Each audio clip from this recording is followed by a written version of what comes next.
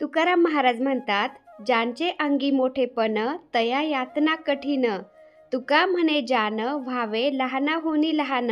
याचा अर्थ असा होतो की जो खरोखर मोठा माणूस असतो ना, त्याला खूप त्रास, संकट, दुःख सहन करावे लागत असतात, कारण मोठं होणं सोपं नसतं. तुकाराम महाराज म्हणतात, खरं ज्ञान हवं असेल ना तर आपण खूप नम्र आणि साधं राहायला पाहिजे, गर्व करू नये, लहान बनून राहायला पाहिजे. थोडक्यात याचा अर्थ असा होतो की मोठं व्हायचं असेल ना तर त्रास सहन करावाच लागतो आणि नेहमी नम्रच राहायला पाहिजे. तुकाराम महाराजांचे 2 वाक्य पण ते किती काही शिकून जातात आपल्याला ना. आणि हे तुकाराम महाराजांचे 2 वाक्य मी माझ्या अंगी कधीच बाळगलेले आहेत, कारण कसं आहे ना, जिथे पॉझिटिव्हिटी असते तिथे निगेटिव्हिटी असतेच आणि या दुनियेमध्ये भरपूर प्रकारचे लोक राहतात आणि त्यांना आपल्याला फेस करावंच लागतं. आणि आता आपण त्यांना फेस करू, आता सहन करू ना, एक ना एक दिवस आपले चांगले दिवस नक्कीच येणार आहेत. हा विचार करून आपण शांत राहायचं आणि पुढं चालत राहायचं. आणि शांत राहून पण आपण दुसऱ्याला उत्तर देऊ शकतो. आपलं शांत राहणे म्हणजेच ते दुसऱ्याला उत्तर असतं. नमस्कार मंडळी, मी छाया. आपलं सर्वांचं आपल्या आणखीन एका नवीन व्हिडिओमध्ये अगदी मनापासून स्वागत करते. तर परवाच्या व्हिडिओला तुम्ही सगळ्यांनी भरभरून प्रेम दिलं, त्यासाठी मनापासून आभारी आहे. काल व्हिडिओ नाही टाकू शकले मी, कारण काल चंपाषष्ठी होती आणि माझी तब्येत खराब होती ना जरा. तर आताच कुठं मी रिकवर होऊ राहिले आणि मग जास्त कामाची धावपळ करत नाही मी सध्या. पैसे कुठे निघलाय? बाहेर चाललंय. मोबाईलला स्क्रीन गार्ड बसवायचं. मोबाईलला स्क्रीन गार्ड बसवायचं. त्याच्या मित्राचा मोबाईल तुटला ना तर त्याला भीती वाटायला लागली, माझा मोबाईल तुटला ना परत लवकर भेटणार नाही. मग मोबाईलला स्क्रीन गार्ड बसवायचा चाललाय आता. पडत राहतो ना तुझा. माझ्याला बसू ना, तुझ्याला बसायचं. बसव. दळण करून देते ना, बाजरी दळण घेऊन जा तेवढं. ए भाऊ, बाजरीचं दळण 2 मिनिटात करून देते. मला बाजरीचं पीठ नाही, संध्याकाळच्या परत नाही, गिरण बंद होईल. संध्याकाळी ठेव मग. नाही संध्याकाळी. अरे संध्याकाळी मला लागते, लवकर रोडगी बनावं लागते. पटकन देते, त्याच्यात काहीच नाही, फक्त बघायचंय थोडं खडे वगैरे आहेत का नाही. हा लगेच आवरते, लगेच ते दळण. थांबा, ती चप्पल तिकडे उचलून ठेव, दारामध्ये चप्पल नको ठेवू. तर हे पाहते, बाजरी वगैरे सगळी आणून ठेवलंय. पटकन दळण करून देते त्याला आता, तो मग दळून आणीन. चल. तर बऱ्याचशा ताई बोलत असतात की आकाश कॅमेऱ्यासमोर आला ना नेहमी हसून बोलतो, हसून खेळून राहतो, पण सागर कधीच हसताना दिसत नाही. तर ताई न तसं काहीच नाही. सागर आहे ना खूप म्हणजे मजाकी आहे, मजाक करतो, हसतो, खेळतो, पण तो कॅमेऱ्यासमोर आला ना थोडासा नर्वस होतो असं आहे. त्यामुळे तुम्हाला तसं वाटतं, बाकी काहीच नाही. तर तो पण असं आकाशसारखं बाहेरून कॉलेजवरून कुठून आला ना माझ्याजवळ येऊन बसन, गळ्यात हात घालन, माझे गाल धरण, कॉलेजमध्ये काय काय झालं ते माझ्याशी सगळं शेअर करतो असं आहे. आणि आता आकाश चालला होता स्क्रीन गार्ड बसवायला मोबाईलला ना. सागर म्हणला माझं पण स्क्रीन गार्ड बसवतो, नाहीतर मग मोबाईल तुटला ना मग अवघड व्हायचं. ते पहा आकाश कसं करतोय, चाललाय तो. तर मी पटकन दळण करून दिलं त्यांना आणि दळण ठेवायला चालले होते ते, आणि म्हणल्या मी स्क्रीन गार्ड घेऊन येतो. आणि आकाशला हेडफोन पण आणायचा होता, कारण आकाश आहे ना ऑनलाईन पण अभ्यास करत असतो, लेक्चर ऐकायसाठी त्याला हेडफोन लागतात. आणि बरेच दिवस झाले त्याचं एका कानातलं हेडफोन खराब झालेलं होतं, पण त्याला काही आम्ही लवकर हेडफोन दिलाच नाही. कारण कसं आहे ना, मुलांना जे पाहिजे ते लगेच त्यांना आणून दिलं ना त्यांना त्याची किंमत कळत नाही. त्यामुळे पहिल्यापासून मुलांना आम्ही एक वस्तू ते 10 वेळा मागतील ना तेव्हाच त्यांना आम्ही ती वस्तू दिलेली आहे. आत्तासुद्धा आम्ही तसंच करत असतो, कारण त्यांना पण कळलं पाहिजे की जी वस्तू त्यांना आणायची ना ती वस्तू आणण्यासाठी पैसे लागतात, पैसे कुठून येतात, पैसे कमवण्यासाठी कष्ट पण करावे लागतात, तेव्हा त्यांना त्याची किंमत कळते. नाहीतर मग ते म्हणते ना आपल्याला सगळं आयतं मिळतंय आणि मग आपल्याला कष्ट करायची, काम करायची गरजच काय. त्यामुळं पहिल्यापासून मुलांना आम्ही असं थोडंसं म्हणजे ताणवीतच आलोत, शिकवत आलोत की बाबा ह्या ज्या वस्तू येतात घरामध्ये, 1 रुपयाची वस्तू घ्यायची म्हणलं तरी त्यासाठी आपल्याला कष्ट करावे लागतात, ते काय फुकट येत नाही. आणि मग मुलांना ते समजतं पण आता. त्यामुळं मुलं पण कधी असं हट्ट करतच नाही मला हे पाहिजेच म्हणून. कधी माझ्या मुलांना हट्ट करता आलाच नाही. तर तो मला असं म्हणलाच नाही की मम्मी माझ्या कानातलं हेडफोन खराब झालाय, मला आणायचंय म्हणून. एका कानातलं चालू होतं ना त्याच्यावरच तो चालवून घेत होता. पण आता माझं पेमेंट झालं ना तर त्याला म्हणलं खूप दिवसाचं तुझं 4-5 महिने झाले हेडफोन खराब झालेलं आहे, एका याच्यावर तुझं चाललंय, तर तू आता हेडफोन घेऊन ये. आणि आता त्याला म्हणलं ना हेडफोन आण, तरी पण म्हणत होता नको मम्मी, एका याच्यावर ते चालून जातं, नको मला. पण म्हणलं चला आण, घेऊन ये म्हणलं. आणि मुलांचं असं आहे, ते जे काय पाहिजे ना ते मलाच बोलणार, पप्पांना त्याच्या तर कधीच बोलणार नाही ते, कारण ते फौजमध्ये होते ना फौजी साहेब, तर ते पहिल्यापासून खूप घाबरायचे. त्यांना वाटायचं की कोणता माणूस घरामध्ये आलाय, ते असं थोडेसे दबावातच राहायचे. त्यामुळं ते कधीच बोलत नाही फौजी साहेबांना, पप्पा हे पाहिजे ते पाहिजे, जे काय असेल ना ते मलाच बोलतात ते. आणि स्वतः आता फौजी साहेब काय बोलतात, तू मुलांना जे संस्कार दिले ना, इतके चांगले दिलेत ना, आत्तापर्यंत मुलं अजिबात वाईट वळणाला गेले नाही आणि जाणार पण नाही. कारण त्यांचे संस्कार लगेच दाखवतात नाही का, मुलं कसे आहेत, काय आहेत. त्यामुळं फौजी साहेब म्हणतात, मला खूप प्राऊड फील होतं की तू मुलांना खूप छान संस्कार दिले. असं बऱ्याच ठिकाणी मी पाहिलं पण आणि ऐकलं पण, वडील घरी नसले ना, फक्त आई असली ना, आईला मुलं येड्यात काढीत आहेत, ऐकत नाही काही. तर माझ्या मुलांचं पहिल्यापासून कसं होतं, मी एकटीच राहायचे ना मुलांना घेऊन, कोणी पाहुणे रावळे आले आणि किती केलं तरी ते मुलंच थोडंफार असं येड्यावानी करायला लागले ना, मुलांकडं पाहून थोडे डोळे मोठाले केले ना, मुलांना समजून जायचं की मम्मीला राग आलेला आहे. मुलं लगेच शांत व्हायचे. चुपचाप एका रूममध्ये जाऊन बसायचे किंवा ते शांत खेळायला लागायचे. तर मुलांना पहिल्यापासून अशी सवय ना, ते आत्तापर्यंत ते म्हणजे ती सवय तशीच राहिली. आत्ता पण मला घरामध्ये कसला म्हणजे राग आला आणि कोणत्या गोष्टीचा, मी शांत जर झाले ना, अजिबात बोलत नाही, काही नाही. मुलांना लगेच समजून जातं की मम्मीला कसला तरी राग आलेला आहे. पप्पांना लगेच जाऊन बोलतात, पप्पा मम्मीला काहीतरी झालंय, मम्मी आजारी तरी आहे, नाहीतर मग मम्मीला कसलं तरी राग तरी आलेला आहे, बघा काहीतरी. तर मग हळूच येऊन फौजी साहेब पण मला बोलतेत, मुलं पण असे जवळ घेतात मला, मम्मी काय झालंय तुला, तुला राग आलाय का, तुझं दुखतंय का काही. तर असं येऊन मला सगळ्याकडून सगळं ते असं विचारतात. तर घरामध्ये एवढं माझं मन जपतात की बस, मुलं पण, फौजी साहेब पण, राजू पण. घरातल्या एका स्त्रीचं तिच्या मुलांनी, तिच्या नवऱ्यानी एवढं जर मन जपलं ना, तर तिला अजून काय लागतंय, ती नाचू नाचू घरामध्ये किती काम करीन मग नाही का. तर असं आहे ताईंनो, माझ्या मुलांना मी चांगले संस्कार देऊ शकले ना, मला हेच खूप मोठं म्हणजे अभिमान वाटतो.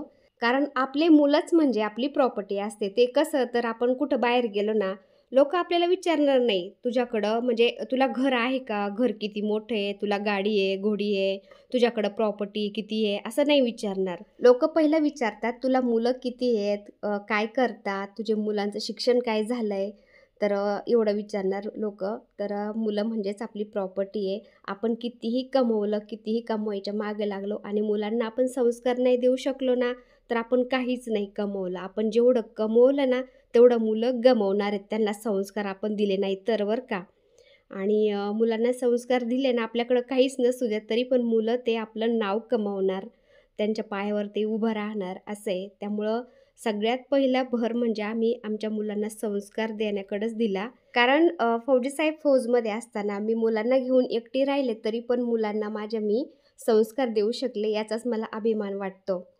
तर ताईंनो, आत्तापर्यंत तरी मुलांना मी संस्कार दिले ते त्यांच्यामध्ये आहेत, एकदम व्यवस्थित आहेत. पण इथून पुढचं काही मी सांगू शकत नाही, कारण जोपर्यंत माझ्या पदराखाली होते, माझ्या घरट्यात होते ते, तोपर्यंत एकदम व्यवस्थित होते. पण आता त्यांना पंख फुटलेत, त्यांचा उडायचा वेळ झालाय ना, तर ते आता त्यांच्या करिअरसाठी, त्यांच्या पाया उभं राहण्यासाठी ते ह्या दुनियामध्ये बाहेर पडणार. आणि बाहेर पडताना कुठंतरी थोडीशी चुरचूर लागून राहते, कारण ह्या दुनियेमध्ये एकसारखे लोक नाही आहेत, खूप वेगवेगळ्या प्रकारचे लोक राहतात. कसं आहे ना, एक सडका कांदा आहे ना, त्याच्या आजूबाजूच्या बाकीच्या कांद्यांना पण सड लावतो, तसंच आहे आजकालच्या दुनियेमध्ये. त्यामुळं थोडी कुठंतरी चुरचूर लागते आणि कुठंतरी मनाला वाटतं पण की माझे संस्कार माझी मुलं विसरणार नाही. पण पाहूया आता. पहिले लोक म्हणायचे म्हशीला शिंग पुढंच असतात, म्हणजे त्याचा अर्थ असा होतो पुढं आपल्याला पाहायलाच मिळणार आहे, होतंय काय काय नाही का. तर देखेंगे आगे आगे होता है क्या, नाही का. आणि एक दोन ताईंना मी जी साडीची पिन करते ना, ती आवडली नाही. तर त्या बोलल्या, जरा पहिली करायची ना तू सुरुवातीला साडीची पिन, तर तशी तू करून पहा. तर तशी केली मी साडीची पिन. ती पण कसं आहे ना, एक साईडकडून सगळी ढेरी दिसत होती ना, ते असं खूप अनकम्फर्टेबल वाटत होतं मला. पण जाऊ द्या, करून पाहिली मी कसं वाटते कसं नाही. तर कधीमध्ये अशी आलटून पलटून पण मी साडीची पिन करत जाईन म्हटलं आता. तर हे पहा, आता हळदीचं लेपन झालं आणि ज्या एक दोन ताईंनी रेडी रांगोळी पाठवलेल्या आहेत ना, तर त्याच मी उंबरठ्यामध्ये ठेवल्यात आणि त्याच रांगोळीने मस्त उंबरठा सजवण्याचा प्रयत्न केला आहे. घाई गडबडीच्या कामाला ह्या रांगोळ्या बऱ्या पडतात बरं का. तर तुम्ही बघू शकता, जे कमळाचे फुलं आहेत ना, दोन्ही साईडकडून मी ठेवलेत, तर ते सुद्धा रेडी रांगोळीचेच आहेत. एकदम ओरिजिनल रांगोळी केल्या म्हणजे काढल्यासारखंच वाटते, कारण त्या म्हणजे ओरिजिनल रांगोळीनीच ते फुलं काढलेले असतात बरं का. तर ते मधले फुलंसुद्धा आहेत ना, रेडी रांगोळीचेच आहेत. एक दोन ताईंनी पाठवून दिलेले आहेत मला आणि ते पाऊल पण त्याचेच आहेत. तर त्याच रांगोळ्यांनी मी असं मस्त सजवण्याचा प्रयत्न केला आहे. आणि ही रांगोळी पण रेडी रांगोळीच आहे बरं का. ते सुद्धा मी पॅचेस तिथं पोर्चमध्ये ठेवला होता, मध्ये दिवा लावला होता. आणि एवढ्यात थंडी सुटली ना जास्त, तर थंडीमुळे मी आजारी पण पडले होते, सर्दी पण झाली होती, मला पित्त पण झालं होतं, उलट्या वगैरे पण व्हायच्या, तर मी बरीचशी आजारी पडले होते बरं का ताईंनो. आणि आता कुठं रिकवर होते ना, त्यामुळे मी जास्त लवकर उठत पण नाही आणि उठले तरी मग लगेच बाहेर पडत नाही मी थंड हवेला. घरातलंच आवरत बसत असते, झाडून झुडून घेते, त्यानंतर मग स्वयंपाक नाश्ते पाणी सगळं ते आवरते. त्यानंतर मग थोडंसं हलकं ऊन पडलं ना, मग बाहेर मी झाडून झुडून करत असते. तर बाहेरचं झाडून घेतलं, आतला पोचा मारून घेतला मी सगळा, त्यानंतर हातपाय तोंड धुतलं, फ्रेश झाले. त्यानंतर मी हळदीचं लेपन केलं आणि मग आता पूजेची तयारी करायला लागले. तर कसं आहे ना, फौजी साहेबांना पण ड्युटीवर जायचं होतं लवकरच, तर त्यांचं मग ते डब्या बिब्याचं सगळं आवरलं, ते गेले आणि मग निवांत मी देवपूजा वगैरे करायला लागले. आणि खंडोबा नवरात्राचा जो घट बसवला होता ना मी, त्याची उत्तर पूजा केली घट हलवून. त्यानंतर आता इथं चंपाषष्ठीचा जो कलश मांडतेत ना, तर तो कलश मांडत होते मी. तर जो अष्टलक्ष्मी कलश आहे ना, तोच भरून घेतलाय मी, कोणता घेतला तरी चालतो बरं का. तर कलश भरून घेतला, त्याच्यामध्ये 1 रुपयाचं नाणं, 1 सुपारी, हळदी कुंकू, भंडारा घातला, थोड्याशा अक्षदा, 1 फूल, त्याच्यावरती हे नागवेलीचे पानं आणि याच्यावरती नारळ नाही ठेवायचं, तर खोबऱ्याचं घाटोरं आहे ना अर्धं, तर त्याच्यामध्ये भंडारा भरून आपण ते ठेवायचं खंडोबाच्या नावाने. आणि दुसरं अर्धं खोबऱ्याचं घाटोरं आहे ना, त्याच्यामध्ये पण भंडारा ठेवून आपण त्याच ताटामध्ये ठेवायचे आपल्या कुलदेवीच्या नावाने. आणि खंडोबा महाराजांना पिवळं फूल पण वाहतात ना, तर आणि मला ते पिवळ्या जास्वंदीला पिवळं फूल पण मिळालं, तर तेच मी वाहिलं होतं तिथं. आता एवढी पूजा मी सकाळी केली होती आणि जो अखंड दिवा आहे ना, तो तसाच तेवत होता ना, तर तसाच ठेवला मी. तो मनाने शांत झाल्याशिवाय म्हणलं तो काढूनच नाही घ्यायचा. आणि एवढी पूजा झाल्यानंतर मग घरातलं सगळं आवरलं मी, बाकीचं काम राहिलेलं. आणि मग संध्याकाळचं पुन्हा आता हे मी ताट तयार करायला लागले तळीचं, कारण फौजी साहेब ड्युटीवरून आले ना, मग लगेच तळी भरायची म्हणलं, तर मी हे ताट तयार करत होते तळी भरायचं. एका ताटामध्ये मी नागवेलीचे पानं घेतले, त्याच्यावरती भंडारा टाकलाय आणि त्याच्यावरती आता हा आपला जो खंडोबाचा टाक आणि कुलदेवीचा टाक घ्यायचा ताटामध्ये आणि मग तो भंडारा टाकायचा त्याच्यावर आणि पुन्हा ते खोबऱ्याचं जे तुकडे असतात ते ठेवायचे. तर असं आपण तळी भरायची तयारी करून ठेवली तिथं. फूल बिल वाहून हळदी कुंकू सगळं हे करून मी तयारी करून ठेवली होती. म्हणलं फौजी साहेब आले ना लगेच तळी भरायची.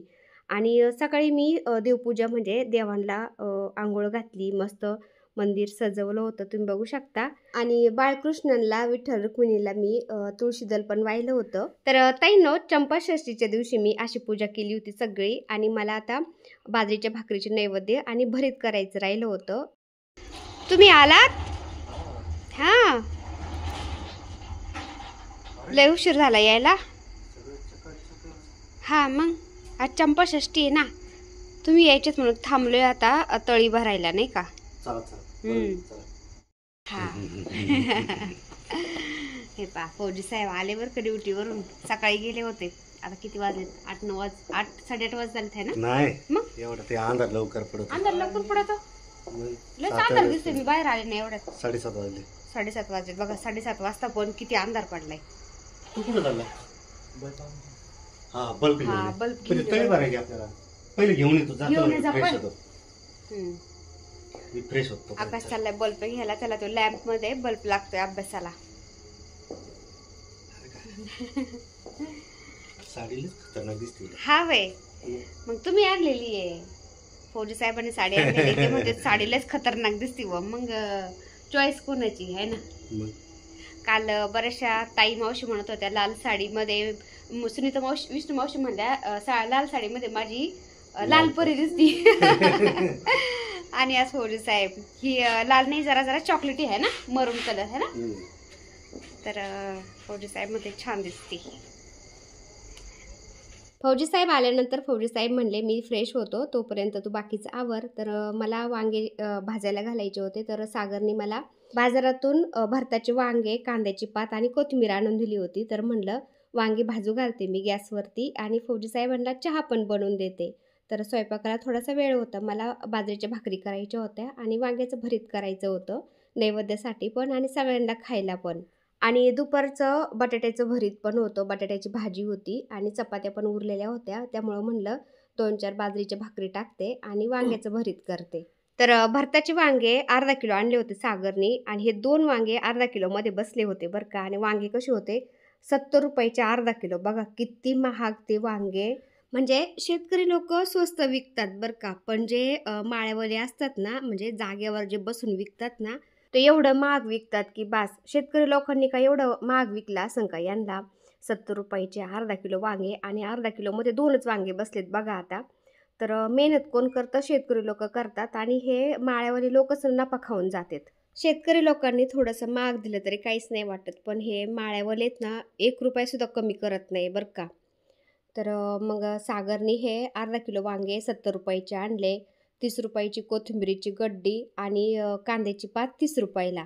आता त्या दिवशीच माझी भाजीबाई आली होती बाजारामध्ये कांद्याची पात विकायला. तर 10-10, 15-15 रुपयाला गड्डी होती, आणि यांनी डायरेक्ट 30 रुपयाला गड्डी लावली. म्हणजे अर्धेला अर्धे हे पैसे लावतात बघा आता. आणि मला अजून एक कळत नाही ताईंनो, कोणाला माहिती असेल तर मला नक्की सांगा बरं का. तर आपण देवाला नैवेद्य ठेवायचं म्हणलं ना, कोणत्याही पदार्थामध्ये कांदा लसूण घालत नाही, पण चंपाषष्ठीच्या दिवशी आपण वांग्याच्या भरतामध्ये आवर्जून कांद्याची पात आणि लसूण घालतो. तर काय असेल काय मला माहीत नाही, पहिल्यापासून ते लावून दिलेलं आहे, पहिली पद्धत आहे, त्यानुसार मी पण करत असते बरं का. वांग्याचं भरीत आणि बाजरीच्या भाकरीचा आणि वांग्याच्या भरताचा नैवेद्य ठेवत असते. आणि हे पाहता फौजी साहेबांना फ्रेश होईपर्यंत मी चहा पण ठेवला आहे, आणि वांगे पण भाजत आलेत, आणि वांग्याच्या भरताची मी तयारी पण केली जरा बरीचशी. तर वांग्याचं भरीत करायचं आहे, आणि बाजरीच्या भाकरीचे नैवेद्य करायचे, नैवेद्य ठेवायचं आहे, तळी पण भरायची. अजून फौजी साहेब नेटकेच आलेत, म्हणजे तळी भरू आपण, आणि जेवण झालं की मग जेवण करून आराम करू, कारण त्या फौजी साहेब पण दिवसभर थकलेले होते. तर फौजी साहेबांना मी चहा दिला आता, आणि मला वांग्याचं भरीत परतायला घालायचं होतं. म्हणजे वांगे भाजले होते, कांद्याची पात परतायची होती, आणि हिरवी मिरची लसण ठेचून घालायचा होता त्याच्यामध्ये फक्त. तर कांद्याची पात मी कशी कापत असते, जो पांढरा भाग असतो ना कांद्याच्या पातीचा तो वेगळा कापते मी, तो आधी परतून घेते थोडासा. त्यानंतर मग तो हिरवा भाग असतो ना कांद्याच्या पातीचा, तर तो मग मी नंतर परतवते त्याच्यामध्ये. तर आधी तो पांढरा भाग मी परतवला थोडासा, तोपर्यंत हिरवी मिरची आणि लसण खलबत्त्यामध्ये थोडंसं ठेचून घेतलं, कारण आपण भाज्या कोणत्याही करायला लागलो ना, खलबत्त्यामध्ये आपण लसूण, हिरवी मिरची, अद्रक हे असं ठेचून घ्यायचं. त्याच्यामध्ये कोथिंबीर पण घालू शकतो आपण. तर ठेचून घेतलं आणि भाजीमध्ये घातलं ना फोडणीला, भाजी खूप छान चवदार लागते. तर मी कांद्याची पात परतत होते ना, आकाश आला, थोडासा लाड घातला आणि गेला परत पुन्हा त्याच्या रूममध्ये अभ्यासाला. आणि कांद्याची पात परतती तोपर्यंत मी आता लसूण, हिरवी मिरची ठेचून घेतलं, आणि जे वांगे भाजले होते ना मी गॅसवरती, तर त्याचा वरचा जो जळालेला पापुद्रा असतो ना वांग्याचा, ते काढून घेत होते. तर असं गॅसवरती भाजून जर आपण किंवा आर असला तर मग तर चांगलंच आहे. आरावर भाजायला एवढा वेळ नव्हता माझ्याकडं, त्यामुळं मी गॅसवरतीच भाजले, आणि वरचा पापुद्रा तो काळा काढून टाकते वांग्याचा. तर वांगे अशी भाजून जर आपण भरीत केलं ना, त्याचा स्मोकी फ्लेवर एवढा भारी लागतो ना वांग्याच्या भरताचा, टेस्ट पण छान लागते. तर वांग्यावरचं मी तो काळा भाग होता ना वरचा पापुद्रा ते काढून घेतले, आणि त्याच्यामध्ये आळी आहे का नाही असं व्यवस्थित पाहत होते. तर थोड्याशा तेलामध्ये अशी कांद्याची पात आधी परतून घेतली ना, म्हणजे ती टसटस लागत नाही ती शिजल्यावर. तर कांद्याची पात मस्त मी आधी शिजून घेतली, म्हणजे परतून घेतली, त्याच्यामध्ये थोडीशी हळद घातली, आणि आता लसूण, हिरवी मिरची आणि थोडीशी कोथिंबीर, अद्रक हे सगळं ठेचून मी त्याच्यामध्ये घातलं. त्यानंतर जे वांगे आपण सोलून घेतले होते ना भाजलेले, ते पण घातले, थोडीशी कोथिंबीर घातली, चवीनुसार मीठ घातलं, आणि हे सगळं आता परतून घ्यायचं. तर झालं वांग्याचं भरीत. आता वांग्याचं भरीत झालं, मी उतरून ठेवते याला. आणि त्यानंतर मला बाजरीचे नैवेद्य पण करायचे होते, छोट्या छोट्या भाकरी. त्यानंतर सगळ्यांना बाजरीच्या भाकरी पण करायच्या होत्या, आणि अजून मला बाजरीच्या पिठाचे नागदिवे असतात ना, दिवे बनवतात वाफेवरचे, तर ते पण बनवायचे होते गुळ घालून. तर ते गोड बनवतात ना, तर ते पण बनवायचे. ते पण कसे बनवायचे मी तुम्हाला पुढे दाखवते आता. तर मोठी भाकर केली मी बाजरीची, आणि ग्लासने ते छोटे छोटे नैवेद्य करून घेतले, ते भाजून घेतले. त्यानंतर आता मी पाणी उकळायला ठेवलं, त्याच्यावरती चाळणी ठेवली ते दिवे वाफवण्यासाठी, आणि आता पीठ घेते मी परातीमध्ये. आता त्याच्यामध्ये जे गुळाचं गुळवणी आहे ना, ते केलं मी थोडंसं, ते थंड झालं जरा.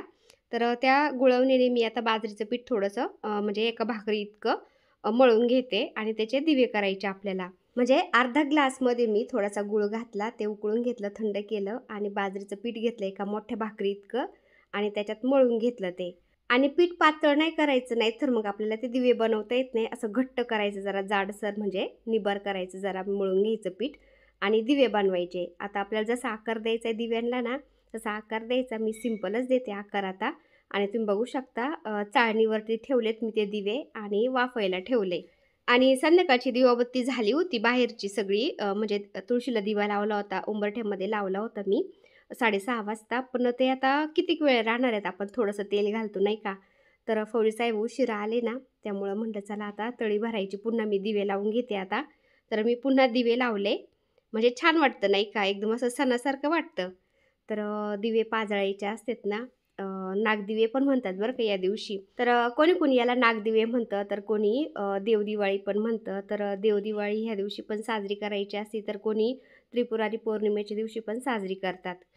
तर जसं हवं तसं आपण करू शकतो. तर मी त्रिपुरारी पौर्णिमेच्या दिवशी पण दिवे केले होते गव्हाच्या पिठाचे, आणि आज बाजरीच्या पिठाचे केले होते, आणि बाहेर पण भरपूर दिवे लावले होते. आता फौजी साहेब हे आपण जे नागदिवे केले होते ना बाजरीच्या पिठाचे, त्याच्यामध्ये गावरान तूप घातलं होतं आणि मस्त दिवे पाजळले होते सगळे. फौजी साहेब देवांना दिवे दाखवत होते, आणि ते मग आता देवासमोर ठेवलेत.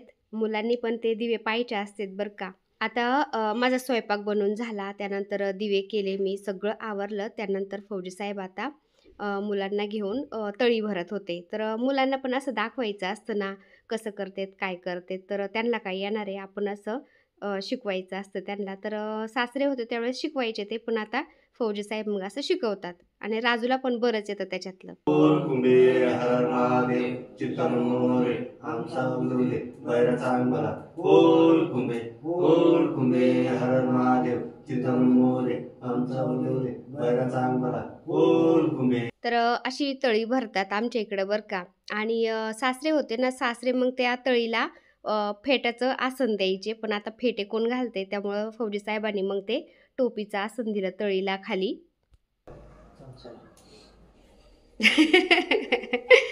चल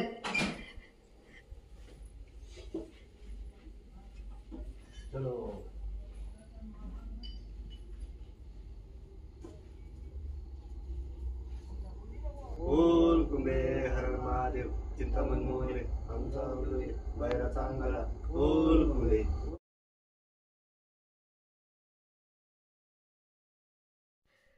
तर जसं भाग बदलतो ना, तशी पद्धत पण थोडीफार वेगळी असू शकते बरं का. तर आमच्या इकडली पहिल्यापासून अशी पद्धत आहे ना, तर तशाच पद्धतीने मग त्यांनी तळी भरली. आणि हे राजूने मग दारामध्ये पण थोडासा भंडारा टाकलाय, मला लावतो. तर हे तळी भरल्यानंतर राजूनी उंबरठ्यामध्ये एका बाजूला थोडासा भंडारा टाकला, सगळ्या घरातल्यांना सगळ्यांना भंडारा लावला, घरामधल्या देवांना पण भंडारा लावला त्यांनी. हा, खंडोबा महाराजांचे चांगले. हा ठेव, रोडगे घ्या ना, रोडगे घ्या रोडगे. हो हा ठेव देवाला त्याच्यावर, म्हणजे देवाला नैवेद्य दाखवलाय मी तो, पण तू आता त्याच्या हा प्लेटमध्ये एक ठेव, आणि बाकीचे मग तुम्हाला आता.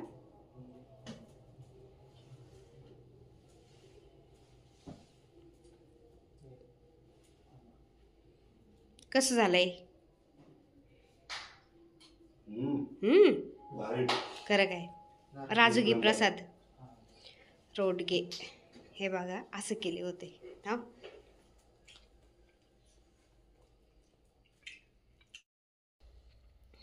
फौजी साहेब, झालं जेवण? मस्त जेवण झालं. तर फौजी साहेब ड्युटीवरून आले, तळी भरली, जेवण केले सगळ्यांनी आता, आणि फौजी साहेब बसलेत थोडंसं निवांत आता ना, आराम करते, कारण दिवसभर खूप थकलेत ते. तर चला आजचा व्हिडिओ मी तर सेंड करते आता. व्हिडिओ आवडला असेल तर एक लाईक नक्की करत जाता येईन. चॅनलवर नवीन असाल तर प्लीज आपल्या चॅनलला सबस्क्राईब पण करा. चला तर भेटूया पुन्हा अशाच एका छानशा व्हिडिओ बरोबर. तोपर्यंत बाय. व्हिडिओ पूर्ण पाहिला त्यासाठी मनापासून आभारी सर्वांची. सर्वांना श्री स्वामी समर्थ.